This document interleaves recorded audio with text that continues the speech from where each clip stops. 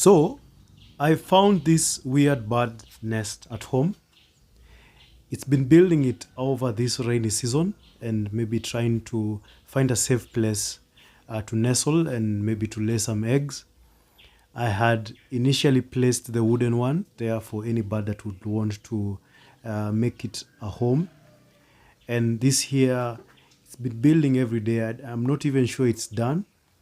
Normally there are two birds building, but right now I think it's just one inside and it will just jet off right now because it's not really comfortable with me spooking around. And any moment now you're going to see it fly away.